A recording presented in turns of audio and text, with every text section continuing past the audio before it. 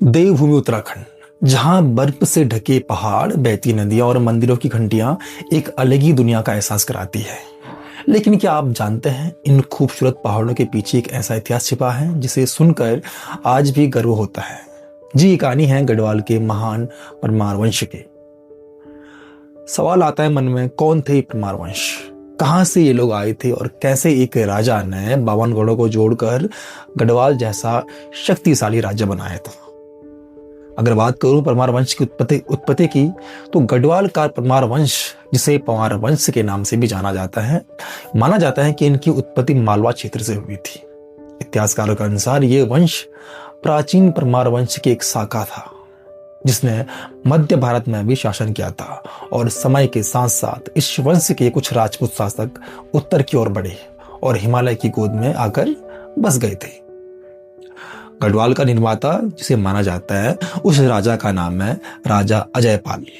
गढ़वाल के इतिहास में सबसे महत्वपूर्ण नाम राजा अजयपाल का ही आता है, क्योंकि 14वीं शताब्दी में जब गढ़वाल छोटे छोटे राज्यों में बटा हुआ था, तब यहाँ कुल 52 गढ़ थे। 52 गढ़ यानी 52 किले थे, जिन पर अलग अलग छोटे राजा राज्य करते थे।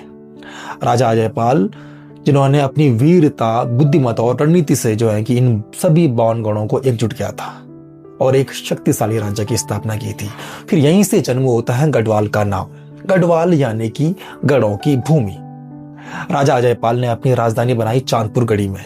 बाद में पंवार वंश के शासकों ने राजधानी को स्थानांतरित किया और श्रीनगर गढ़वाल में अपनी राजधानी बनाई, जो कि आगे चलकर गढ़वाल का एक प्रमुख केंद्र बनता है। इस वंश ने न केवल राज्य का विस्तार किया, बल्कि प्रशासन, न्याय और सामाजिक व्यवस्था को भी मजबूत किया था। परमार वंश के शासक धार्मिक और सांस्कृतिक रूप से बहुत समृद्ध थे। उन्होंने कई मंदिरों का निर्माण कराया और गढ़वाल में धार्मिक परंपराओं को बढ़ावा दिया। आज भी अगर हम देखते हैं तो बद्रीनाथ मंदिर और केदारनाथ मंदिर में जैसे गढ़वाल की एक पहचान उनको माना जाता है, जो कि उस समय की एक आस्था और संस्कृति के केंद्र को दर्शाते हैं। गढ़वाल का परमार वंश हमेशा चुनौतियों से घिरा रहा, कभी पड़ोसी राज्यों से तो कभी बाहरी आक्रमण से। लेकिन इस वंश के शासकों ने हर बार साहस और वीरता से मुकाबला किया।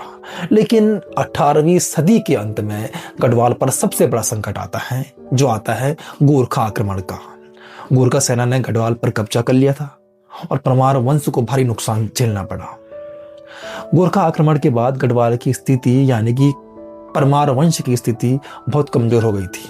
इसके बाद आता है ब्रिटिश ईस्ट इंडिया कंपनी का हस्तक्षेप और धीरे धीरे गढ़वाल का शासन 2 हिस्सों में बढ़ जाता है। एक हिस्सा होता है अंग्रेजों के अधीन और दूसरा हिस्सा होता है टिहरी रियासत के रूप में। यहीं से परमार वंश का प्रभाव धीरे धीरे समाप्त हो जाता है। लेकिन कहते हैं कि इतिहास कभी भी खत्म नहीं होता है। आज भी गढ़वाल की वादियों में पुराने किले और पुराने मंदिर परमार वंश की वीरता और गौरव की कहानी सुनाते हैं। ये सिर्फ एक वंश नहीं है, ये गढ़वाल की पहचान है। अगर आप भी अपने इतिहास पर गर्व करते हैं तो इस कहानी को जरूर आगे बढ़ाइए, क्योंकि कहते हैं कि जिसको अपना इतिहास याद रहता है, वही जो है कि भविष्य बनाता है। धन्यवाद। आज के लिए इतना ही काफी है। जय बद्रीशाह।